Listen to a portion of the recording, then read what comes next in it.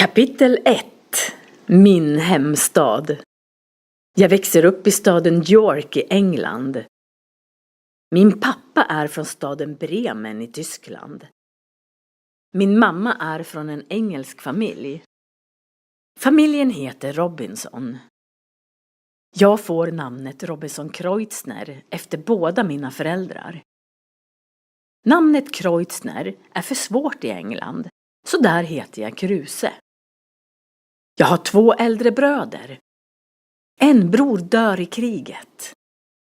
Jag vill ut i världen. Min pappa är en klok och allvarlig man. Han vill inte att jag ska lämna York. Han säger att jag kan få ett bra liv här. Han säger att bara mycket rika män och mycket fattiga män ger sig ut på äventyr. Han säger att det bästa livet är ett vanligt liv. Då är det lättast att bli lycklig. Du behöver inte arbeta hårt med kroppen som de fattiga. Ett vanligt liv är lugnare och bättre. Den som har ett vanligt liv kan leva försiktigt. Du kan göra det som är vackert. Du kan känna att du är lycklig. Du lär dig varje dag hur du ska leva klokare, säger min pappa. Han säger att han ska hjälpa mig om jag stannar. Han vill inte att jag gör saker som kan skada mig. Min äldre brors död i kriget är ett exempel på hur det kan gå. Om jag inte gör som min far säger ska han be till Gud för mig. Men Gud kommer inte att skydda mig. Jag ser att pappa gråter. Han gråter mycket när han talar om min döde bror. Pappa kan inte säga något mer. Jag tänker mycket på vad han säger. Jag tänker inte längre på att resa ut i världen. Jag ska göra som min pappa ber mig. Efter bara några dagar ändrar jag mig. Jag tänker resa. Jag talar med min mamma när hon är lite mer trevlig än vanligt.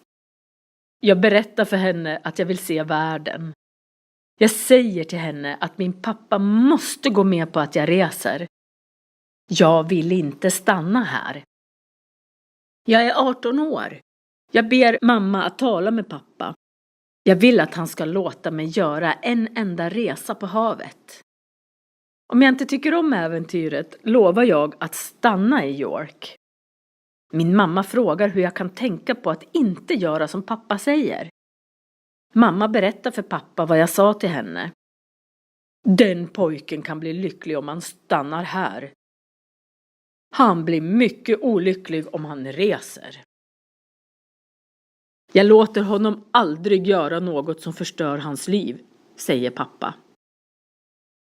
En dag 1 år senare är jag i hamnen i staden Hull. Jag tänker inte på att resa. En vän till mig ska segla till staden London med sin pappas skepp. Han lockar mig med att det inte kostar mig något att följa med. Jag frågar inte min pappa eller mamma. Jag säger ingenting till dem. Jag går på skeppet till London den 1 september år 1651. Jag har inte min pappas tillstånd. Det börjar blåsa när skeppet är bara några minuter bort från hamnen. Havet skrämmer mig. Jag blir mycket sjuk och rädd. Jag börjar tänka på vad jag har gjort. Jag tänker på mina föräldrars goda råd. Jag tänker på det medan stormen blir allt hårdare. Jag är bara en ung man. Jag vet inget om havet. Om Gud hjälper mig sätter jag aldrig mer min fot på ett skepp igen. Jag åker hem till mina föräldrar. Jag förstår hur klok min pappa är. Jag förstår hur lätt han har levt i alla sina dagar. Jag tänker kloka tankar i stormen. Nästa dag blåser det lite mindre. Havet lugnar sig. Jag är mycket allvarlig den dagen. Jag är lite sjösjuk också. Mot natten blir vädret bättre. Kvällen blir mycket vacker. Solen går ner på en himmel utan moln. Solen går upp på en vacker himmel nästa morgon. Jag har aldrig sett något vackrare än solen över det stilla havet. Jag sover gott på natten. Jag är inte sjösjuk längre. Jag ser på havet som jag var så rädd för. Kaptenens son kommer till mig. Var du rädd igår när det blåste lite? Frågar han. Blåste lite? Det var en hemsk storm, säger jag. Det var ingen storm. Om man har ett bra skepp är det inte farligt med lite vind. Men du är ny på havet. Vi glömmer det nu. Vi dricker ett glas. Ser du hur vackert vädret är, säger han. Vi dricker. Jag känner mig bättre. Jag glömmer mina tankar från igår. Nu har vi varit på havet i 6 dagar. Havet är lugnt. Vinden blåser mot oss. Vi måste vänta på rätt vind för att gå upp i floden. Vi ligger stilla med skeppet i en vecka. Efter några dagar börjar vinden blåsa mycket hårt.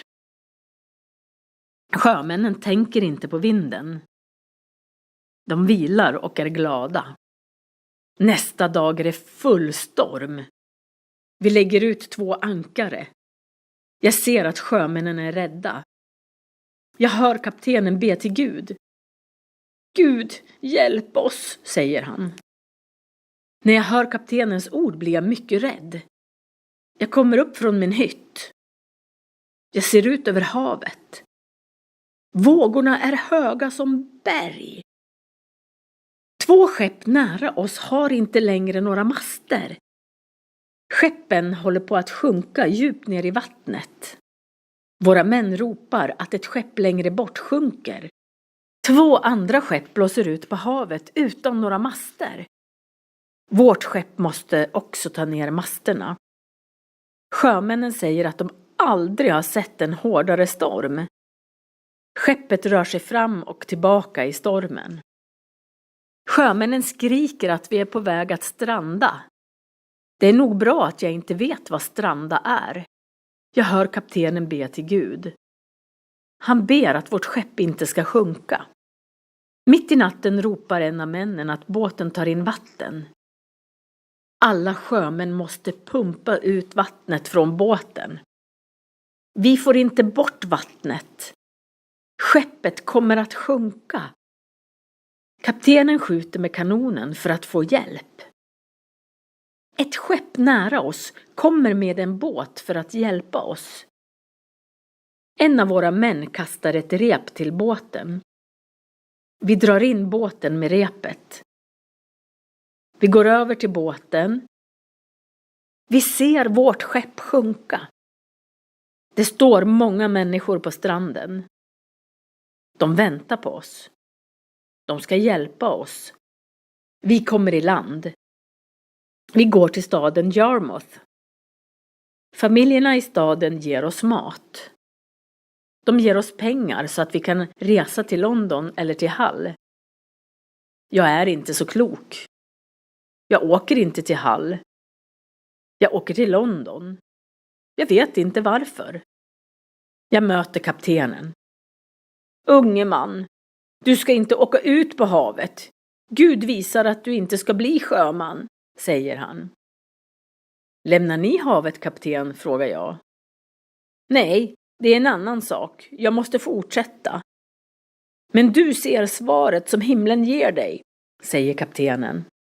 Jag berättar min historia för kaptenen. Jag vill inte vara på samma skepp som du om jag så får 1000 pund, säger kaptenen. Han säger till mig att åka tillbaka till mina föräldrar. Jag kan inte åka tillbaka. Jag ser hur grannarna skrattar åt mig. Jag vet inte vad jag ska göra med mitt liv. De hemska minnena av den senaste stormen blir svagare med tiden. Jag vill ut på en ny resa.